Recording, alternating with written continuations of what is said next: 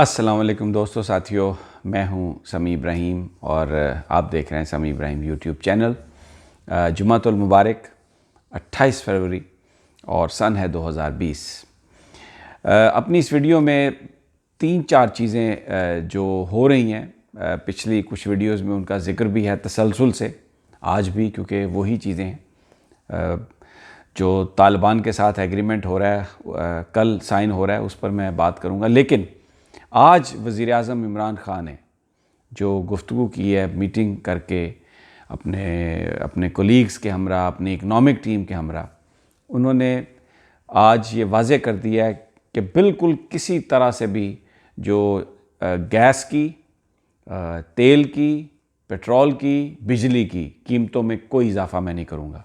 अब मैं ये पिछली कई वीडियो में आपको बता चुका हूँ और मैं कि मुसलसल प्राइम मिनिस्टर ने जो उनकी अपनी इकनॉमिक टीम है उनसे ये कहा है और आज उन्होंने ये कहा है कि मुझे सिर्फ रिलीफ देना है लोगों को और ये कीमतें कम करनी है। पेट्रोल की कीमत मैं आपको पहले भी बता चुका हूँ, ये 90 रुपये लीटर पे आएगी।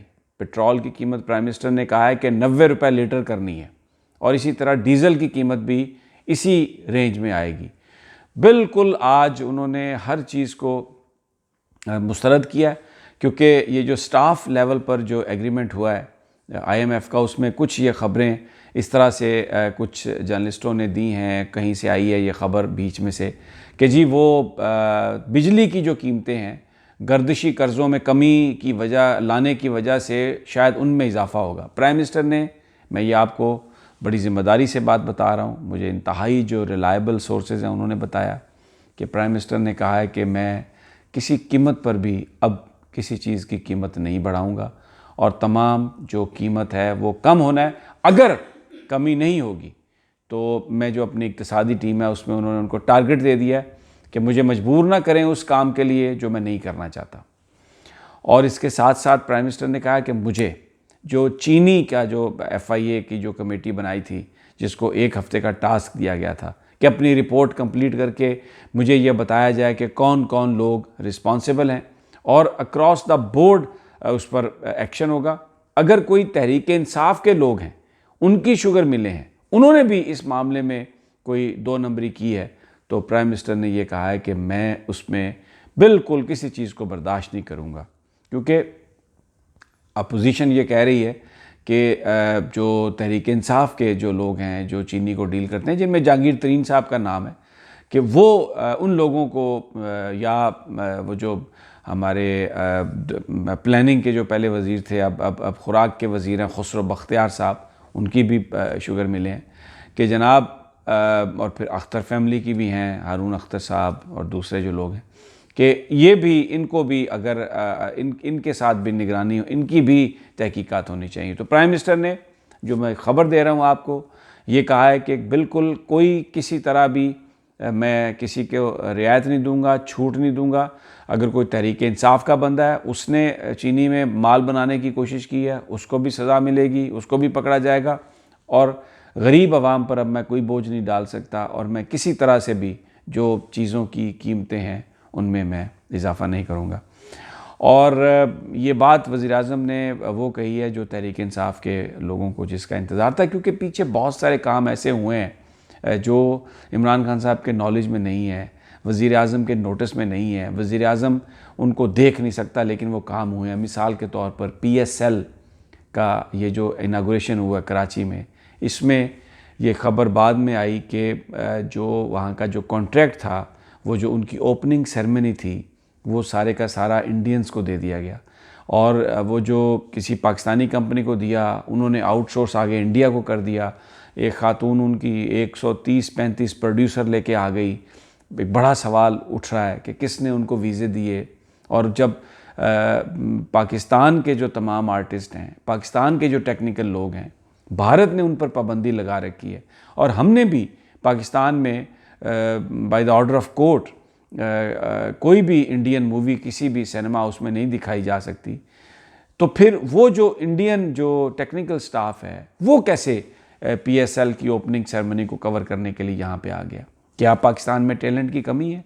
क्या पाकिस्तान में टेक्निकल लोग मौजूद नहीं हैं जो ये सारा काम कर सकते थे, जिनके पास तजुर्बा भी है, जो ये काम बहुत बेहतर तरीके से कर सकते थे। अब इसकी कोई ऑथराइजेशन या इसकी मंजूरी को प्राइम मिनिस्टर ने तो नहीं दी, ये पाकिस्तान क्रिकेट बोर्ड ने दी है और उसमें एहसान मानी साहब उसके चेयरमैन हैं। कैसे हुआ ये सब कुछ? बड़े सवाल उठ रहे हैं इस पर और सोशल मीडिया पर भी इसमें बात हो रही है कि वो तकरीब, उसमें बहुत सारी कमियां भी थी। यानी वो कोई इतनी ज़्यादा टेक्निकली कोई बहुत ज़्यादा साउंड भी नहीं थी, कोई सॉलिड भी नहीं थी, बल्कि उनके जो वो होस्ट थे गोडेल साहब, जिन्होंने जिस अंदाज़ में ये किया और फिर जिस अंदाज़ में रिहर्सल करवा के वो सब कुछ पेश किया गया, एक बहुत बड़ा उस पर सवालिया निशान। और लेकिन अब ये वाक़यात ऐसे हैं कि जो प्राइम मिनिस्टर ने तो नहीं किए, लेकिन मलबा तहरीक इंसाफ की गवर्नमेंट पे पड़ रहा है। परसेप्शन जो है, इमरान खान ने कहा है अपनी टीम को, अपनी मीडिया की टीम को, कि आप जो तहरीक इंसाफ का परसेप्शन है वो क्यों ख़राब हो रहा है। अब आप इससे अंदाज़ा लगा लें कि जहांगीर तरीन साहब गए हैं मुल्तान में, अब जहाँ पे मुल्तान सुल्तान्स का मुकाबला था स्टेडियम में, कासम बाग स्टेडियम में, वहाँ पर नारे लगे हैं चीनी चोर, चीनी चोर, चीनी चोर, ये नारे लगाए गए हैं जहांगीर तरीन साहब जब स्टेडियम में आए हैं। तहरीक इंसाफ की जो क़यादत है वो इस बात से बड़ी सख्त नाला है कि ये क्यों हुआ सब कुछ। ये परसेप्शन देखें, अभी साबित तो नहीं हुआ कि जहांगीर तरीन साहब ने कोई चीनी में कोई हरकत की है, लेकिन एक परसेप्शन है, एक डेवलप हुआ है, लोगों ने एक बात की है, तो ये सारा मलबा जो है वो तहरीक इंसाफ के ऊपर आ रहा है और इमरान खान साहब इस बात से नाखुश हैं। मैं ये पर्टिकुलरली कोई जहांगीर तरीन की बात नहीं कर रहा, लेकिन ओवरऑल जो हुकूमत के बारे में जो परसेप्शन है, जो बनाने की मीडिया ने कोशिश की है, इसमें नोट बहुत चला, इसमें लिफाफे बहुत चले। मुस्लिम लीग नून और पीपल्स पार्टी की गवर्नमेंट ने मीडिया का भरपूर इस्तेमाल किया। हमारे कुछ एंकर्स हज़रात ने, कुछ सहाफ़ी भाइयों ने जिस अंदाज़ में तनकीद की, जिस तरीके से चीज़ों को पेश किया, छोटी छोटी बातों का बतंगड़ बनाया और मलबा सारे का सारा तहरीक इंसाफ पर डाला, इमरान खान साहब पर डाला। और एक ये कि जी ये सिलेक्टेड गवर्नमेंट है, ये नाहल गवर्नमेंट है, सिलेक्शन ऑफ पीपल ठीक नहीं है। मैं आपको उसकी मिसाल देता हूँ। अब ये जब जब धरना दिया, नवाज शरीफ साहब को बाहर जाने की इजाज़त मिल गई तो वो धरना ख़त्म हो गया। अब बिलावल भुट्टो साहब को बुला रहे हैं, नैब वाले 30 सवाल दिए हैं, तो आ गई अपोजिशन जी कि हम तो तहरीक चलाएँगे। नवाज शरीफ साहब की ज़मानत मनसूख हो रही है, मरीम साहबा को बाहर जाने की इजाज़त नहीं मिली, तो नवाज शरीफ साहब एहसन इकबाल को फ़ोन कर रहे हैं कि डटे रहो, शाहिद खाकान अब्बासी को कह रहे हैं डटे रहो, हम तहरीक चलाएँगे। ज़ाती मफादात पर तहरीकें चल रही हैं और कौम का कोई मफाद नहीं है। अब मैं एक और भी आप देखिएगा आने वाले दिनों में, ये मीडिया के नाम पर बात होगी। जंग ग्रुप सबसे बड़ा ग्रुप है, नून लीग के साथ खड़ा रहा, बहुत ज़्यादा तनकीद की उन्होंने तहरीक इंसाफ पर सबके सामने। लेकिन अब नैब ने उनके ख़िलाफ़, मीर शकील उर रहमान के ख़िलाफ़ एक इंक्वायरी की। इंक्वायरी क्या थी कि लाहौर में मीर शकील उर रहमान का जो घर है वो किसी को नहीं पता, वो 54 कनाल पर है। 54 कनाल, यानी आप ये इससे लगाएं कि 8-9 एकड़ बनते हैं, ये उस पर घर है। ये प्लाट एक नहीं था, ये मुख्तलिफ प्लाट थे। अच्छा, अब उस वक्त 1986 में चीफ मिनिस्टर थे मियाँ नवाज शरीफ साहब, तो जंग बहुत बड़ा अखबार था और मीडिया का इन्फ्लुएंस था। अब ये बात मीडिया को पसंद नहीं अगर कोई करे तो, लेकिन मजबूरी है, मैं तो करूँगा। अल्लाह ताला रिज़्क देने वाला है, किसी के ख़िलाफ़ नहीं हूँ, ना मैं कोई प्रोपेगेंडा कर रहा हूँ, ये मैं आपको हकीकत बता रहा हूँ जो ये नैब के चार्जेस में भी है। इन्होंने जो मुख्तलिफ प्लाट थे, नवाज शरीफ साहब के पास समरी पेश की और इन्होंने वो सारे प्लाट इकट्ठे कर लिए। यानी वज़ीर आला ने अपने जो इख्तियारात हैं उनका इस्तेमाल करते हुए ख़ुसूसी वो जो इधर कोई प्लाट था, कोई इधर प्लाट था, मीर शकील साहब का कोई इधर प्लाट था, उन सब को इकट्ठा करके तो 54 कनाल ज़मीन उनके लिए बना दी। आपके और मेरे लिए कोई इकट्ठा करता है प्लाट? किसी बंदे के लिए इकट्ठा करता है कोई प्लाट? क्यों किया कि 54 कनाल एक जगह पे आएगी तो उसकी वैल्यू देखें, अरबों रुपए की वो प्रॉपर्टी है। इस वक्त मीर साहब का घर है। अब गवर्नमेंट ने, नैब ने ये कहा है कि जनाब आइए, ये मियाँ नवाज शरीफ के ख़िलाफ़ तहकीकात हो रही है, तो बीच में आपका ये भी केस आ गया कि ये 54 कनाल आपने कैसे इकट्ठी, आपकी क्यों, आप यानी ये मिस यूज़ ऑफ अथॉरिटी है ना, कि बादशाह है ये, यानी वज़ीर आला या वज़ीर आज़म, जिसको चाहे, जिसको मीडिया, अब अगर चव्वल कनाल करके दिए एक जगह पे तो कुछ ना कुछ तो लिया होगा ना भाई। तो क्या लिया? यही लिया ना कि जो रोज़ाना खबरें छपती हैं और ये कहा जाता है कि जनाब मियाँ साहब बड़े ज़बरदस्त आदमी हैं, बड़े पाक साफ आदमी हैं और बड़े रेवोल्यूशनरी हैं, अब निजाती बन गए हैं और बड़ा पाकिस्तान की बात कर रहे हैं। आप कुछ देते हैं तो कुछ लेने के लिए ही देते हैं ना। तो अब ये हुआ पाकिस्तान में। लेकिन अब क्या होगा? अब ये मीर साहब को बुला लिया, अब आप देख लीजिएगा अगले चंद दिनों में ये आज़ादी सहाफ़त की जंग बन जाएगी कि जी शकीलुर रहमान साहब को दबाने की कोशिश की जा रही है, इसलिए जंग अखबार के ऊपर ये अटैक किया जा रहा है क्योंकि जंग जो है वो सच्ची बातें कर रहा है। भाई कर रहा होगा जंग सच्ची बातें, बड़े बड़े काबिल एहतराम हमारे दोस्त हैं जो जंग अर्जियों में काम करते हैं, मैं खुद उस इदारे का हिस्सा रहा हूँ। लेकिन अब वो क्योंकि मालिक जो है, पाकिस्तान का प्रॉब्लम ये है कि यहाँ पर वो कहते हैं ना कि जो मीडिया है वो फोर्थ पिलर ऑफ स्टेट है, पाकिस्तान में नहीं है।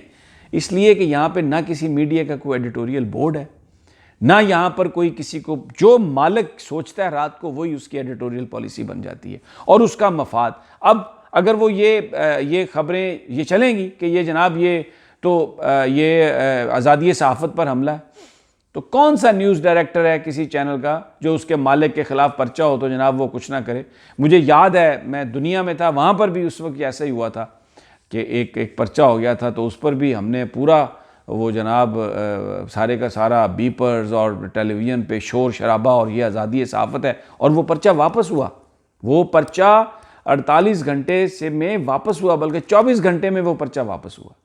मीडिया को आप हाथ नहीं लगा सकते। मीडिया से मुराद मेरी जर्नलिस्ट नहीं है, जर्नलिस्टों को तो भाई थप्पड़ पड़ते हैं।